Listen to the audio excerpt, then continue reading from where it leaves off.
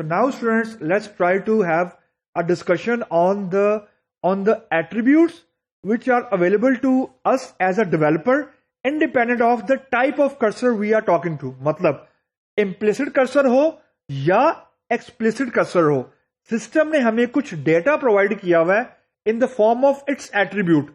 यानी जब भी हम कर्सर को यूज करेंगे independent of its type, independent of its nature, हमारे पास 4 एट्रीब्यूट अवेलेबल हैं.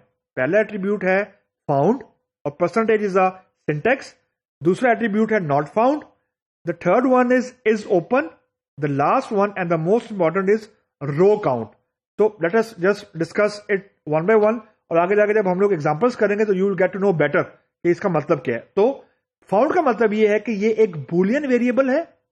ये उस वक्त ट्रू रिटर्न करता है जब कोई एक रो उस शेयर्ड एरिया में मौजूद है जो कि कर्सर प्रोसेस कर रहा है. मतलब अगर हम एक्सप्लिसिट कर्सर यूज कर रहे हैं और फॉर एग्जांपल 3 रोज डेटाबेस से फेच होके रैम में आई हैं and we are currently processing row number 2, जो रो नंबर 1 प्रोसेस हो जाएगी तो रो नंबर 2 पे जाने से पहले वो ये चेक करेगा, जो कर्सर है वो ये चेक करेगा कि क्या अगली रो भी मौजूद है या जिस रो पे मैं खड़ा हुआ हूं ये आखिरी रो है.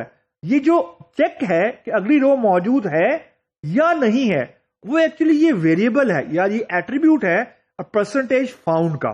जो परसेंटेज फाउंड है वो उस वक्त ट्रू रिटर्न करेगा जब अगली रो मौजूद है प्रोसेसिंग के लिए. तो इसका मतलब ये हुआ कि जब हम लोग आखिरी रो पे मौजूद होंगे तो उस वक्त परसेंटेज फाउंड में फॉल्स वैल्यू पड़ी होगी.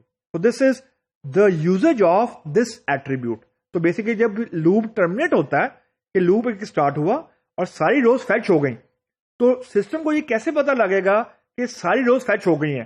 तो वो एक्चुअली इस वेरिएबल को चेक कर रहा होता है परसेंटेज फाउंड के, जो कि आखिरी रो के फैच होने पे फॉल्स हो जाता है क्योंकि अगली रो मौजूद नहीं है. नॉट फाउंड इसके ऑपोजिट है. नॉट फाउंड उस वक्त तक ट्रू रहता है जब तक उसे रो नहीं मिलती. नॉट फाउंड है, जैसे ही रो मिल जाती है वो ट्रू पे आ जाता है. The third one is open. That is very important. मैंने आपको भी बताया कि जो ओपन का स्टेप है वो एक्चुअली एसक्यूएल स्टेटमेंट को एग्जीक्यूट कर रहा है.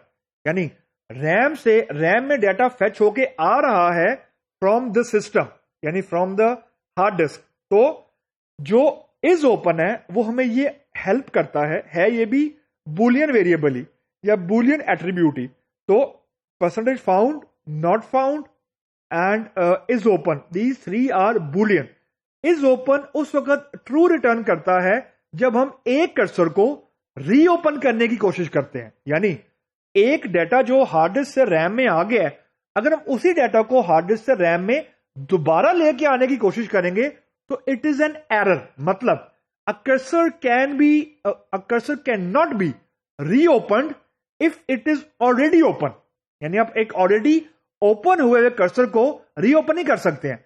The only thing which is available is कि आप कर्सर को क्लोज करें और क्लोज करने के बाद उसको ओपन कर लें. और ये चेक जो है ये एक्चुअली इज ओपन की प्रॉपर्टी से हमें हेल्प करता है सिस्टम. ये चेक हमें अनेबल करता है टू चेक द स्टेटस और check the current status of the cursor whether we need to reopen it और not. Now the last variable row count. ये बहुत इंपॉर्टेंट वेरिएबल है. सबसे पहले कि ये बूलियन वेरिएबल नहीं है, ये एक न्यूमेरिक वैल्यू रिटर्न करता. जितनी भी रोज इफेक्ट होती हैं डीएमएल स्टेटमेंट से, इंक्लूडिंग एसक्यूएल, मतलब सिलेक्ट, इंसर्ट, अपडेट, डिलीट. मतलब अगर हमने एक अपडेट की स्टेटमेंट एग्जीक्यूट की और उससे 5 रोज अपडेट हो गई, तो जो ये 5 का फिगर है, जो 5 का काउंट है, ये परसेंटेज रो काउंट में स्टोर होता है. हम एक्सेस करें या ना करें, रो काउंट के अंदर 5 वैल्यू ऑटोमेटिकली आ गई है and that's a very very handy thing. अभी तक अगर हम जब पीएलएसक्यूएल में अपडेट की क्यूरी लिखते हैं तो वी कीप ऑन गेसिंग कि रोज अपडेट हो गई हैं. कितनी हुई हैं हमारे पास कोई ट्रैक करने का तरीका नहीं है अभी तक. But now system has provided us with this variable या this attribute type percentage row count, जो हमें एक्चुअली ये बता रहा है कि जो लास्टली एग्जीक्यूटेड डीएमएल है उससे कितनी रोज इंपैक्ट हुई हैं. दिस मीन कि अगर आपके प्रोग्राम में एक से ज्यादा डीएमएल है तो row count will be showing you the statistics of lastly executed DML, यानी पहले अपडेट थी और फिर डिलीट थी और आपने डिलीट के बाद रो काउंट की वैल्यू को एक्सेस किया तो वो नंबर ऑफ रोज बताएगा जो डिलीट हुई हैं। जो नंबर ऑफ रोज अपडेट हुई हैं वो नहीं बताएगा, क्योंकि ये वेरिएबल है, इसमें एक वक्त में एक ही वैल्यू स्टोर होती है और just like any other variable इसमें लेटेस्ट वैल्यू पड़ी होती है। तो जो डीएमएल सबसे आखिर में एग्जीक्यूट होगी उसी से रिलेटेड स्टैटिस्टिक्स से मुराद नंबर ऑफ रोज एग्जीक्यूटेड या इंपैक्टेड, जितनी भी रोज इफेक्ट हुई हैं इंपैक्ट हुई हैं उनका काउंट इस वेरिएबल में पड़ा होगा, लेकिन लास्टली एग्जीक्यूटेड डीएमएल स्टेटमेंट का जो काउंट है वो परसेंटेज रो टाइप में पड़ा होगा। And this is a very very handy variable when we are actually interested in कि कौन सी डीएमएल की वजह से कितनी नंबर ऑफ रोज इंपैक्ट हुई हैं या इफेक्ट हुई हैं।